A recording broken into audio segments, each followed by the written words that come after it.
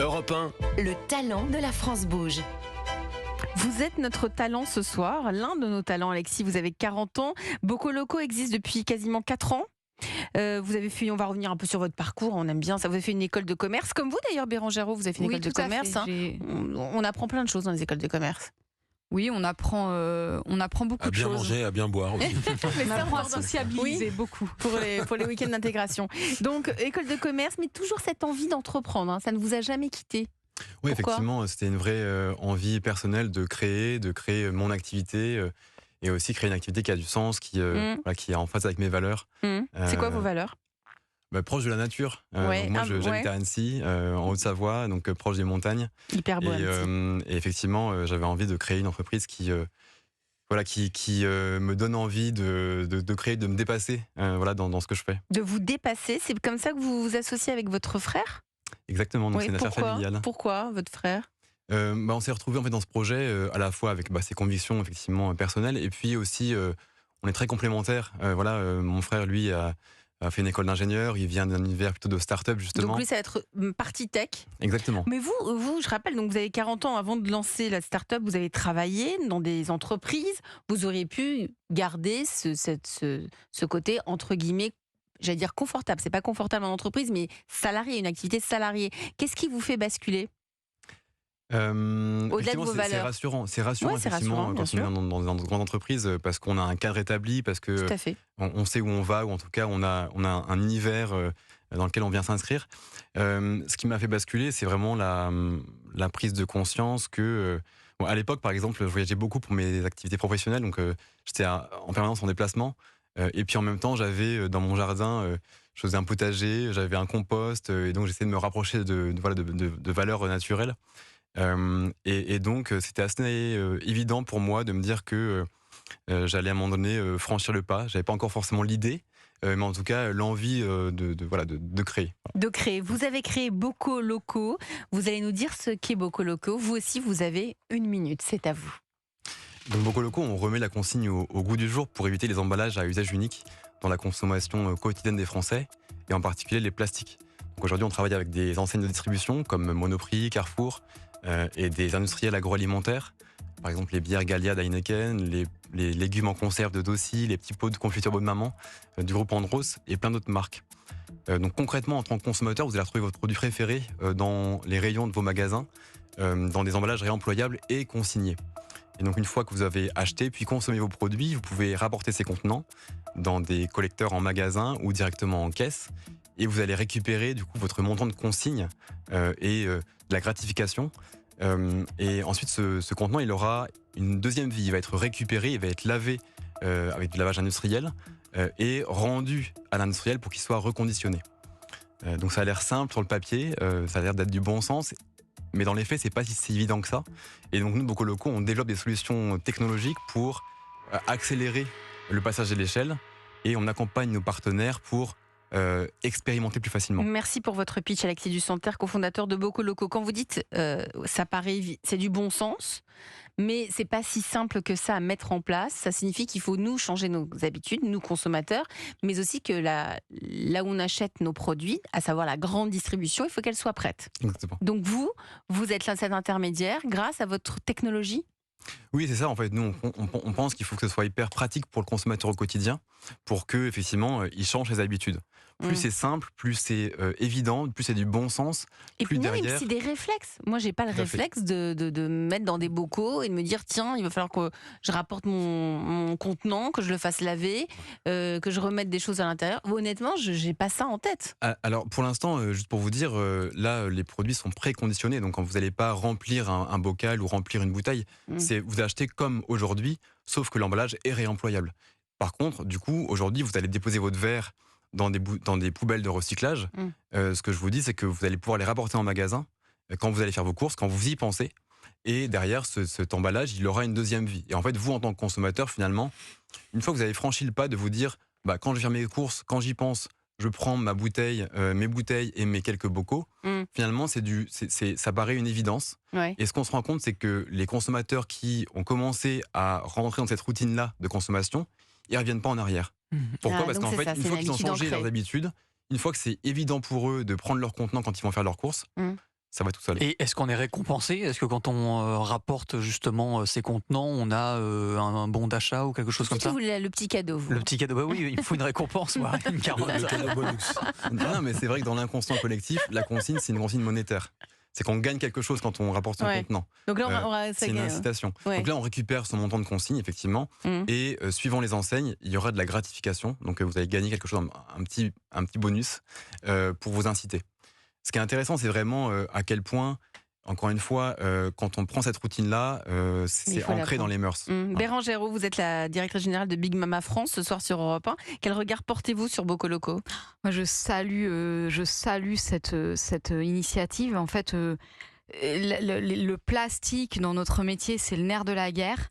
Et du coup, l'apparition de la consigne. Et en effet, c'est un grand challenge à mettre en place. Comme vous le disiez, il faut un changement de culture. Dans la restauration, l'emballage, il va surtout se jouer dans toutes les livraisons, qui sont quand même une grande partie aujourd'hui de la consommation. Ça a explosé après le Covid. Et la consigne aujourd'hui est extrêmement balbutiante parce que c'est très compliqué de mettre en place, non pas le packaging en tant que tel, bien que déjà là, ça doit nécessiter du développement technique, mais c'est aussi de penser tout le circuit de réacheminement des bocaux sales, de lavage et de réinjection dans un circuit. Donc en fait, ça, c'est vraiment compliqué à construire, à plus forte raison quand il y a différents acteurs dans la chaîne. Gilles, vous êtes le coach de ce soir. Alors moi je trouve que c'est extraordinaire parce qu'ils ont pris vraiment conscience des enjeux environnementaux actuels. Enfin je pense que c'est un vrai sujet, les emballages uniques. Enfin, ce week-end je suis descendu 2 fois et quand on se rend compte de ce qu'on a comme emballage unique Dans la poubelle, vous êtes dans la descendu, poubelle, oui, pardon. c'est la première fois que ça vous on dirait que c'était une découverte. Il faut que je m'apprenne. Je l'ai vu comme ça aussi. Je venais aujourd'hui, je me suis dit je vais essayer de comprendre un petit peu. Elle devait être contente aujourd'hui. J'ai enfin sorti les poubelles. C'est En fait je sympa. l'ai descendu parce qu'elle n'était pas là en fait. Ah, bah voilà, on sait tout. C'était la Donc, première fois de l'année 2023. Non, mais en fait, trêve de plaisanterie, je trouve ça absolument extraordinaire. Et je trouve que de trouver les moyens par la tech aussi de faire évoluer ce sujet qui est fondamental. Enfin, c'est un sujet, je pense que tout le monde a compris qu'il va falloir vraiment changer nos modes de consommation. Et moi, j'aime beaucoup cette idée d'allier la tech à l'éco-responsabilité, parce qu'à chaque fois, on essaye on est où sur un sujet tech ou sur un sujet éco-responsable. Et d'ailleurs, c'est pour ça que je trouve ça très pertinent, l'association des deux frères avec des compétences Très complémentaires. hyper complémentaires. Ouais, donc et je vois un très bel avenir, moi, à cette.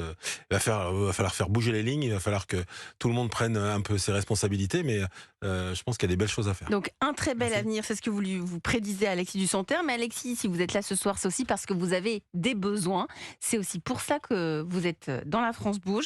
Et la France Bouge, c'est une main tendue du coach vers l'entrepreneur. Et je crois que Gilles a des petits conseils et même son carnet d'adresses qui va vous l'ouvrir. Attendez, le petit jingle. La France Bouge. Comment convaincre les industriels de se lancer dans les emballages jetables? Première question. Et vous avez un taux de retour de 60% depuis le début, Alexis Dusanterre, avec Bocoloco. Vous pouvez faire mieux. Comment nous convaincre, nous consommateurs, de rapporter le contenant en magasin? Moi, je vais vous dire très sincèrement, j'avais commandé des bouteilles de jus. On m'a envoyé des SMS tous les jours pour que je rapporte le contenant. Ben, je l'ai fait. Ça a fonctionné, mais oui, mais on ne peut pas vivre comme ça. Il faut qu'on ait ce réflexe automatique.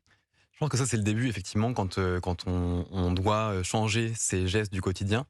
Mais après, quand ça rentre dans votre routine, vous y pensez même plus. Et donc 60%, c'est effectivement la proportion des contenants qui reviennent en magasin. Et on voit, ce qu'on constate, c'est qu'effectivement, ce taux de retour, il peut être très variable suivant les catégories de produits. Typiquement, il y a des produits qui se prêtent plus à la consigne parce que c'est des produits de consommation les quotidienne. bouteilles, non, on est habitué. Oui, les bouteilles et surtout les produits à forte fréquence de consommation. Parce qu'en fait, ils restent dans votre cuisine. Alors comme l'eau, comme la bière, comme en fait tout ce qui. Ce serait bien qu'il n'y ait que des bouteilles d'eau en verre. Enfin, moi, j'utilise plus, j'ai un filtre à la maison, mais ce serait bien maintenant, il n'y ait plus du tout de bouteilles en plastique, même si c'est du plastique réutilisable, etc. Oui, vous savez, dans le secteur de la restauration notamment, tous les restaurants aujourd'hui et les cafés et restaurants utilisent des bouteilles consignées. Donc, c'est ce qui se fait chez Big Tout Mama. à fait. On Bérangère a Rault. pas du tout de bouteilles en PET ou autre. Tout est consigné, tout est en verre aujourd'hui. Alors, Gilles, comment pouvez-vous aider et tendre la main à Alexis pour Bocoloco? Alors non, aider c'est un bien grand mot, mais moi je pense qu'il y a un vrai sujet quand même réglementaire. En fait, je pense qu'il y a un vrai sujet sur la clarification de la réglementation et il y a un gros sujet d'influence.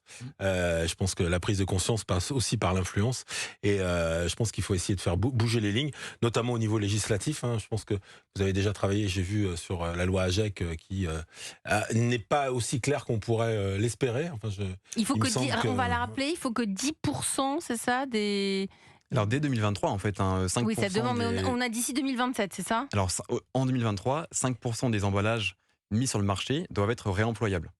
Et ce sera 10% en 2027. 10% en Donc 2027. c'est assez ambitieux. Aujourd'hui, on n'y est pas clairement en termes de part des emballages réemployables. Donc effectivement, il y a un vrai sujet autour de la réglementation, comment elle peut être appliquée concrètement. Et on voit que les industriels sont incités à passer au réemploi. Il y a des subventions, notamment avec l'éco-organisme Citeo, donc 50 millions d'euros de financement pour les inciter à lancer des projets. Mais pour moi, il y a aussi le côté pénalité, ou en tout cas, qu'est-ce qui se passe quand on ne remplit pas ses obligations. Donc, Gilles, il y a ce cadre réglementaire. Oui, je pense qu'il y a un cadre réglementaire qu'il faut faire bouger, qu'il faut... Je pense aussi, encore une fois, je parle d'influence parce que moi, avec les Forces françaises de l'industrie, vous savez que j'ai fondé ce mouvement des Forces françaises de l'industrie, on travaille beaucoup sur cette idée d'influence et de raconter un récit, parce qu'il faut qu'on soit en capacité de raconter un récit et d'expliquer que de toute façon, c'est inéluctable. Et pour ça, il faut que le grand public aussi soit touché. Et je pense qu'il y a un sujet aussi sur le grand public sur lequel vous devriez travailler avec des influenceurs. Moi, je pense beaucoup à des partenariats stratégiques aussi pour faire des économies d'échelle, parce qu'on parle de pouvoir d'achat. Il y a quand même aussi cette volonté Oui, on peut aussi... ça fait économiser d'utiliser la consigne. Alors, en fait, au-delà de l'aspect environnemental, puisqu'il y a la fameuse récompense dont parlait Benjamin. C'est combien de centimes par contenant en moyenne? Aujourd'hui, quand on parle de contenants réemployables, c'est autour de 15 à 20 centimes de frais de réemploi. Ce qui est sûr, c'est qu'en fait, le modèle de la distribution de l'industrie agroalimentaire s'est construit autour de le fait d'automatiser les chaînes de conditionnement pour que ce soit le plus efficace possible. Donc effectivement, quand on pense au réemploi, il faut qu'on pense à grande échelle pour se dire, parce qu'il y aura des volumes importants, on va diminuer le coût unitaire de réemploi. Oui, mais alors une fois qu'on rapporte le contenant, vous avez dit dans le pitch, il y a un nettoyage, un lavage industriel. Moi, quand vous me dites nettoyage, je pense à l'eau. Si c'est à grande échelle, il y a beaucoup de volume, tout ça, c'est beaucoup d'économies aussi d'eau. Donc j'ai l'impression que l'un dans l'autre, on s'y retrouve pas forcément. Oui, c'est intéressant que vous dites, effectivement, on a des études comparatives, notamment d'analyse de cycle de vie, qui permettent de comparer le modèle du réemploi avec le modèle du jetable. Et ce qui est démontré, c'est que le modèle du réemploi, ça vient économiser 30% d'eau. Parce que concrètement, le fait de recycler, donc de reproduire une bouteille, par exemple, en vrai, c'est beaucoup de consommation d'énergie et d'eau pour refabriquer. Donc là, le réemploi, effectivement, quand on vient laver industriellement, par exemple, un même litre d'eau va être réutilisé 300 fois. Parce qu'il y a des tunnels de lavage hyper efficaces, hyper industriels, et donc il y a des boucles fermées de réutilisation d'eau. D'accord, voilà. C'est pour ça qu'il y a beaucoup de pédagogie à faire aussi. Mais voilà, parce qu'il faut nous l'expliquer. Ce que ça représente. Attends, on va le remployer, on va le relaver 15 fois. Moi, je peux le laver chez moi et en racheter un. Non, mais basiquement. Oui, mais cette campagne de sensibilisation, elle est importante, donc peut-être qu'il faut passer par là. Je pense qu'elle est essentielle.